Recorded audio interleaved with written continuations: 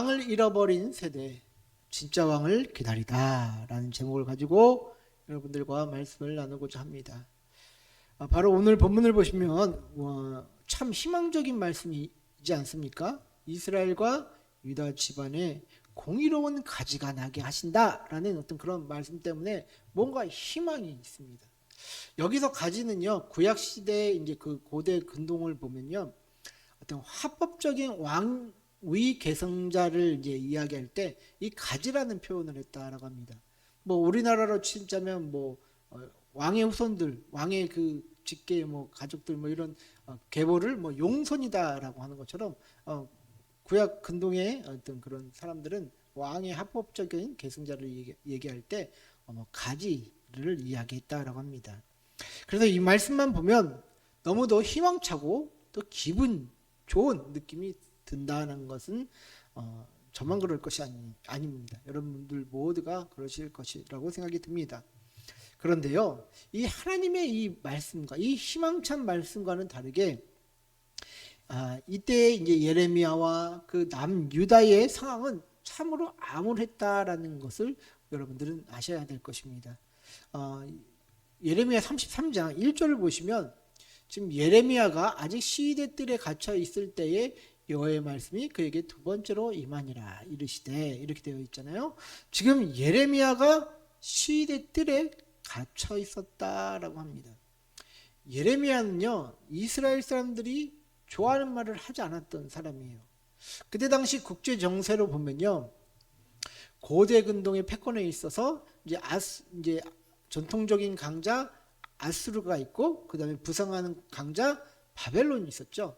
그래서 이 바벨론이 아수르를 이제 없애기 위해서 이제 치기 위해서 이제 점점점 정복해져 이제 오는 그 시기였는데 그때에 남유다 밑에 있던 애굽도 이 아수르가 무너지면 분명히 바벨론이 자기 쪽으로 이제 영향력을 이제 뻗칠 것이 분명하기 때문에 이제 아수르를 어떻게 해서든 도와서 이제 이 바벨론을 물리치려고 했어요. 국제 정세에는 이제 그런 어떤 치열한 어떤 이제 패권 전쟁에 있어서 그 남유다는 그 사이에 껴서 이제 어디로 붙을지 이제 생존을 위한 눈치 싸움을 해야 했던 그 시기가 바로 예레미야의 이 시기입니다.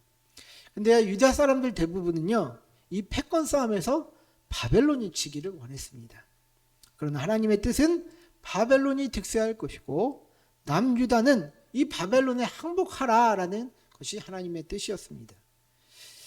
예레미야는 이 바벨론에게 항복해야 된다, 항복해야 합니다, 막 사람들에게 이제 전했죠. 당연히 이스라엘 그 남유다 사람들은 예레미야의 이 말을 싫어했습니다. 그래서 그를 매국노처럼 여겼고 지금 이 예레미야를 시대 뜰에 가뒀다라고 하는 것입니다. 그래서 예레미야 이 33장은요, 시드기야 왕 10년째 되던 해 주전 이제 588년경으로 이제 보거든요. 바벨론 군대가 예루살렘을 포위하던 어떻게 보면 가장 위험한 시기였다라고 합니다. 사람들은 이 잘못된 확신에 빠져서 다윗 왕조와 또 성전이 있으니까 이 예루살렘은 절대 망하지 않을 것이다 라고 지금 확신하고 있는 거예요. 예레미야는 이 성은 반드시 무너질 것이고 함락될 것입니다. 바벨론에 투항하십시오. 그래 조금이라도 피해를 줄입니다 라고 지속적으로 하나님의 말씀을 전했음에도 불구하고 아무도 그의 말을 들으려 하지 않았다라는 것이죠. 예레미야 개인적으로도 그렇고 그 다음에 국가적으로도 그렇고 가장 암울했던 시기가 바로 이 시기다라는 것입니다. 무엇보다도 중요한 것은 진짜 왕이신 하나님의 말을 사람들이 듣지 않아요. 시드기야, 그때 당시에 이제 왕이 시드기야 왕인데 이 시드기야 왕은요, 자신이 왕의 자리에 있다고 자기가 진짜 왕인 줄 알고 진짜 왕 대신 하나님의 말씀을 듣지 않습니다. 진짜 왕이신 하나님의 말을 듣지 않았던 북이스라엘은 어떻게 됐습니까? 멸망했죠.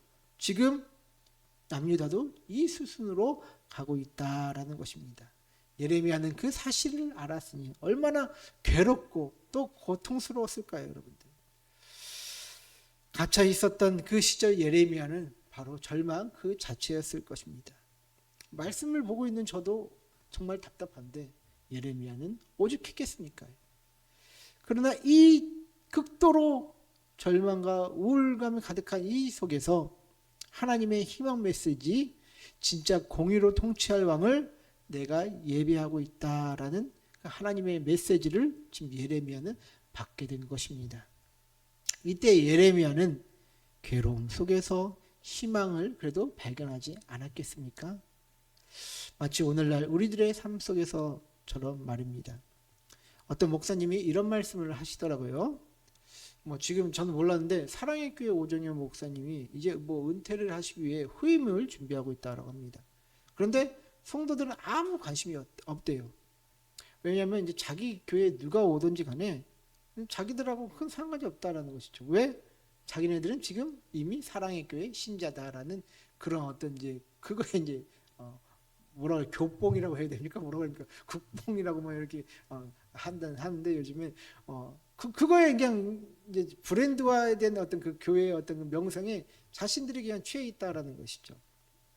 명품을 두르는 것처럼 교회도 그냥 이제는 브랜드화 되었다라고 얘기를 하면서 참 이제 어떤 교회의 미래와 지금 한국 교회의 어떤 그런 대형 교회만의 어떤 그런 또 문제점들, 발견되는 문제점들, 그런 것들을 이야기하시더라고요. 저는 여러분들에게 한번 묻겠습니다. 여러분들은 교인이라는 이 브랜드가 좋습니까? 아니면 예수님을 따라 산다는 그 믿음이 있기 때문에 여러분들은 좋으십니까? 오늘날 그리스도인들이 잊은 예수님에 대한 명칭이 있습니다. 그것은 뭐냐? 예수는 왕이다라는 명칭입니다. 여러분, 예수님은 구원자이십니다라고 많이 하지만 구원자이심에 동시에 왕이신 분이십니다.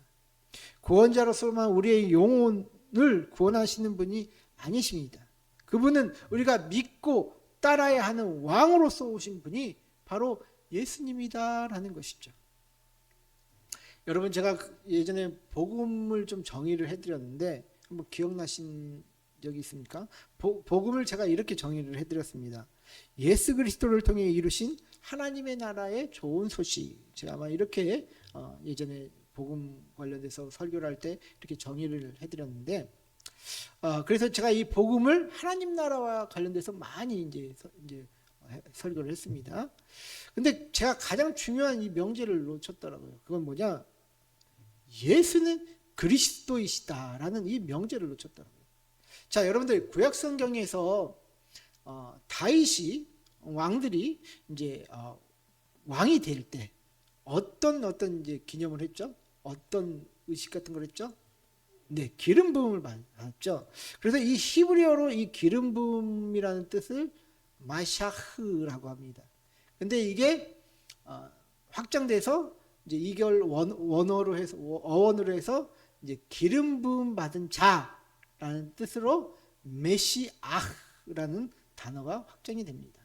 그래서 우리나라 말로 이 기름 부음 받은 자가 바로 메시아가 된 겁니다, 여러분들. 마찬가지로 신약 시대에는 헬라어를 사용했죠. 그러면 헬라어에서 이 기름 붓다라는 뜻을 가진 단어가 크리오라는 단어인데요. 이 크리오를 어원으로 해서 이제 기름 부음 받은 자라고 확장된 단어가 무엇이죠? 네, 크리스토스입니다. 그게 바로 우리가 얘기하는 그리스도가 된 것이죠. 자, 그러면 우리가 너무너무 자주 말하는 예수 그리스도는 무엇을 뜻하는 단어입니까? 예수는 기름 부음 받은 자다. 다르게 말하면 이 기름 부음 받은 자는 왕이다라는 것이죠. 그래서 예수는 왕이다라는 말을 우리가 습관적으로 예수는 그리스도 이렇게 얘기를 하면서 습관적으로 얘기를 하고 있다라는 것이죠. 그래서 미국의 매튜 베이츠라는 이제 그 신학자가 있는데요. 이분이 이제 목회자들로 이루어진 그룹에서 왜 복음이 필요한가라는 이제 주제로 이제 질문을 던져보았다라고 합니다. 그래서 사람들은 왜 복음이 필요합니까? 이래서 했을 때 사람들은 죄사함을 받기 위해서요라고 이제 대답을 합니다. 이것도 뭐 훌륭한 대답이죠. 그래서 좀 더 묻습니다. 그런데 우리는 그럼 왜 죄사함을 받아야 합니까? 라고 너무나 당연한 질문을 이제 하니까 오히려 사람들이 벙쪄 있었다고 하더라고요. 그래서 이어서 뭐 대답하기를 천국에 가기 위해서 죄사함 받습니다. 뭐 이렇게 대답을 했다라고 해요. 그런데 이렇게 목회자들하고 이제 대화를 할수록 성경에서는 복음이 천국에 가기 위한 주된 목적으로 언급되지 않았다라는 사실을 발견하게 됩니다. 복음을 믿고 천국에 가는 것도 중요한 주제 중 하나지만 핵심 주제가 아닌 서브 주제와 같다라는 것이죠. 사람들은요, 이 복음과 관련해서 복음은 무엇입니까? 얘기하면 많은 말들을 하죠. 뭐 새로운 마음이다, 복음은 뭐 거듭남이다, 뭐 칭의받아야 된다, 뭐 의로움이다, 거룩함이다, 뭐 중생, 새 생명, 하나님과 영원히 함께 사는 것, 지옥에서 벗어나는 것, 뭐 등등 이 복음과 관련돼서 많은 이야기를 합니다. 근데요, 다 자신이 누리고 있는 어떤 혜택을 얻는 것과 관련돼서 이야기를 한다라는 것이죠. 그러나 하나님이 우리에게 복음을 주신 이유는 우리에게 왕이 필요하기 때문이다라고 이 신학자는 이야기를 해요. 그래서 복음을 이야기할 때 하나님 나라보다 먼저 언급되어야 할 것이 바로 예수님은 왕이다라는 사실이다라는 것이죠. 저는 이런 견해가 옳다고 이제 생각이 드는데요. 왜냐하면 저조차도 예수님이 십자가에서 죽으시고 부활하심으로 말미암아 그 얻은 혜택의 관점에서 이제 복음을 해석했고 하나님 나라를 해석했지, 우리가 믿고 따르고 복종해야 할 왕으로 예수님을 바라보지 못하지 않았나라는 그런 이제 개인적인 어떤 생각을 하게 되었습니다. 성경에는요, 예수는 왕이다라는 말을 사도들이 많이 전하고 가르친 것을 볼 수가 있는데요. 두 개만 보면 사도행전 5장 42절 보시면 그들이 날마다 성전에 있든지 집에 있든지 예수는 그리스도라고 가르치기와 전도하기를 그치지 아니하니라. 그리고 사도행전 18장 5절 또 보시면 실라와 디모데가 마게도냐로부터 내려오매 바울이 하나님의 말씀에 붙잡혀 유대인들에게 예수는 그리스도라 밝히 증언하니. 자, 여러분들, 예수는 그리스도다, 이 예수는 왕이다라는 말을 하는 거잖아요. 당시에 로마의 왕은 티베리우스라는 왕이었는데, 뭐 또 그리고 유대와 갈릴리 지역의 왕은 어떻게 보면 총독 빌라도가 왕이지 않습니까? 그런데 지금 이들 앞에서 예수는 왕이다, 예수는 지금 이러고 있는 것입니다. 지금 사도들이. 그럼 이렇게 전하고 가르칠 수 있는 용기가 과연 어디에서 나온 것일까요? 그들은 예수님이 진짜 왕으로 오신 것을 믿었기 때문이다라는 것이죠. 그래서 목숨을 바치면서까지 자신의 삶을 충성하면서 하나님 앞에 드렸던 것이다라는 것입니다. 예수를 조롱하고 또 무시하는 이 시대에 우리는 정말 예수님이 왕이시니 그가 하신 말씀에 충성해야 한다라고 말씀하실 수 있으십니까? 아니, 그런 말을 하기 이전에 그렇게 살아가고자 하는 믿음이 저와 여러분들에게 먼저 있습니까? 그래서 저는 담대히 말을 하는 게, 우리는 다시 회복해야 한다는 것이죠. 예수님이 우리의 왕이 되셨다라는 그 영적 진리를 먼저 우리가 회복한 상태에서 이 말씀을 우리가 받아들여야 된다는 것입니다. 예수님이 왜 우리의 왕이 되셔야 합니까? 예수님은 정의와 공의 가운데 모든 것을 행하셨던 사랑의 왕이시기 때문입니다. 그분은 자신의 유익을 위해서 살지 않으셨습니다. 그분은 우리와 같이 작은 자들조차도 사랑하고 아끼셨던 진정한 왕이셨습니다. 그래서 여러분, 우리 삶을 들여보면요, 권력자들이 권력을 이제 가졌다고 해서 자신들의 권력이 영원할 줄 알고 횡포를 부리는 경우가 너무나도 많습니다. 그래서 누가 왕이 되느냐, 요즘식으로 이제 표현하면 누가 리더가 되느냐, 그래서 우리가 그 리더를 어떻게 따라가느냐, 누구를 세우느냐, 이것이 굉장히 중요한 일이다라는 것이죠. 여러분들 혹시 대한망운예라는 이야기를 한번 들어보셨습니까? 여기 뜻을 보면 큰 가뭄에 구름과 무지개를 바라듯이 자기가 목적하는 바의 달성을 몹시 초조하게 바란다라는 뜻이다라고 합니다. 저는 이걸 보고 얼마나 그 미래에 이루고 싶은 어떤 갖고 싶은 자기가 이루고 싶은 그 욕망이 어떻게 얼마나 대단하길래 이렇게 초조하게 큰 가뭄에 구름과 무지개를 기다리듯이 이렇게 기다리고 있느냐라는 어떤 그런 생각을 처음에 했었거든요. 그런데 이 말의 유래가 맹자의 양해왕 하편 백성을 고통에서 구하는 해방 전쟁이라는 곳에 나와 있더라고요. 제가 잠깐 이야기를 해드리면 이 탕왕이라는 서경에 탕왕이라는 자가 나온다고 합니다. 그래서 그 탕왕이라는 자가 정벌을 시작합니다.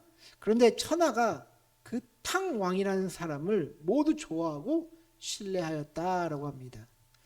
그가 동쪽에서 이제 동쪽을 향해 정벌하자 이 서쪽에 있는 이 오랑캐가 원망을 하고 남쪽을 향해 정복하자 북쪽의 오랑캐가 원망하여 이렇게 얘기했다라고 합니다.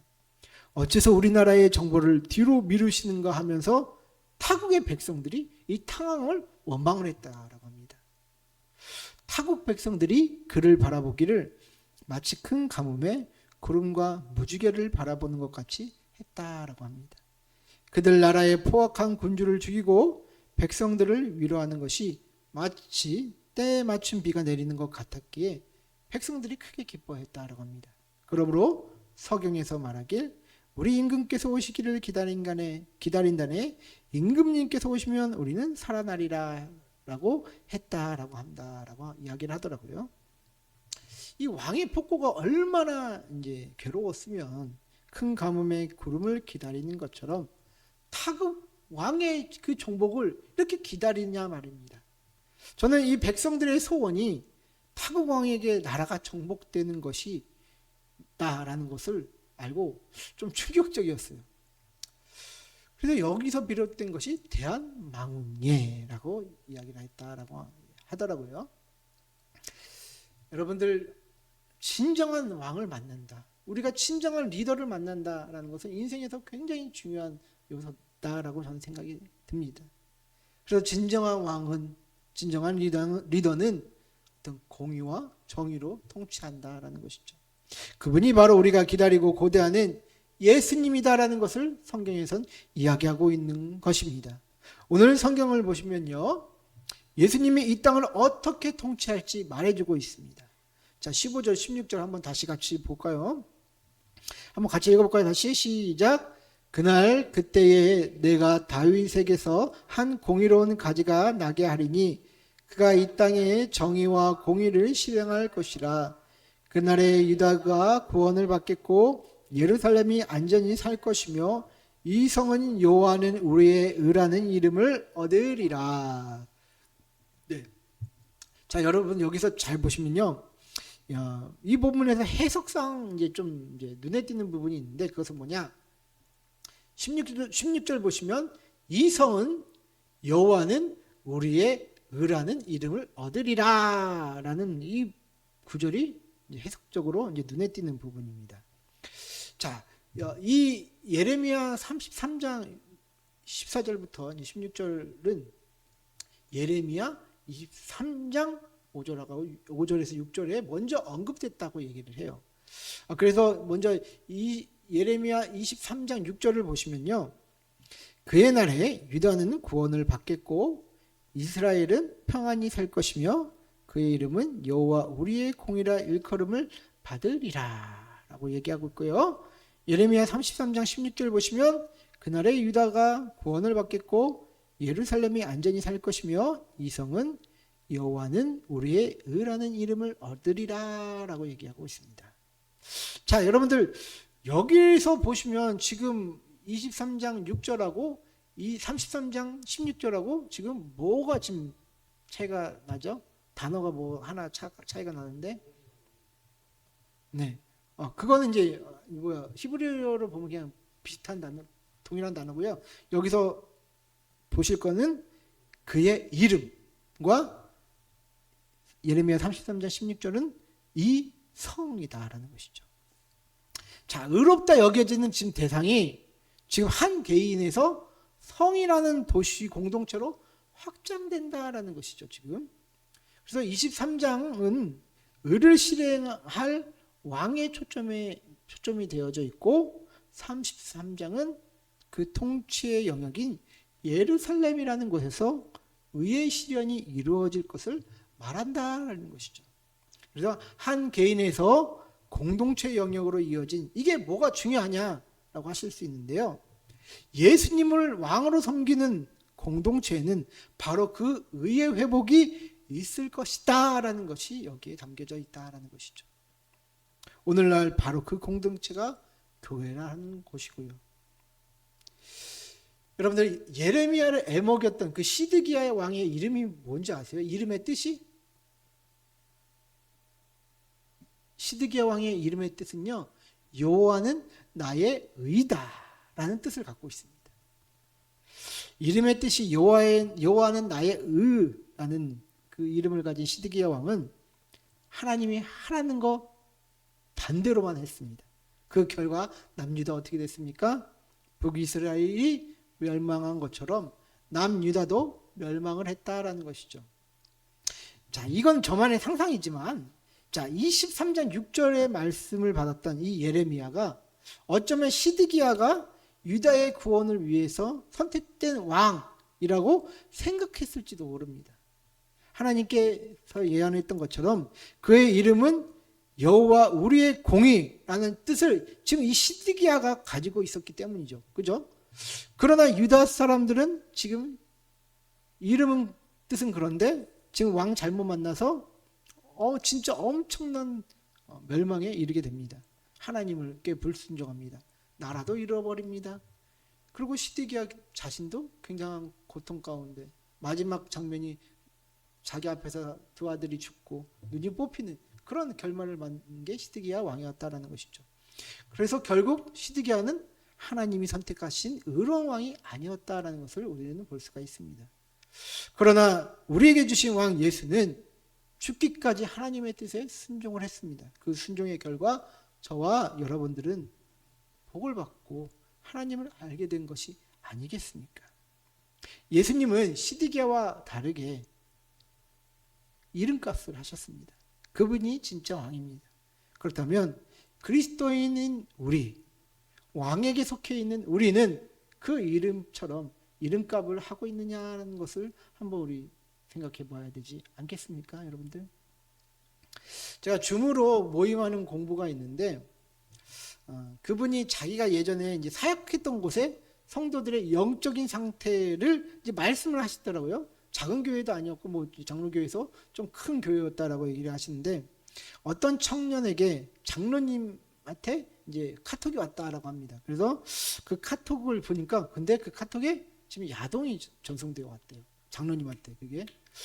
그래서 이게 알아보니까 이제 지금 교회 안에서 집사들과 장로님들이 그런 영상이 있으면 돌려서 봤다라고 얘기를 하더라고요. 근데 이 장로님이 어떤 집사에게 보낸다는 걸 지금 잘못해서 그 청년에게 보내가지고 지금 이게 그때 뭐 난리가 났었다라고 얘기를 하더라고요.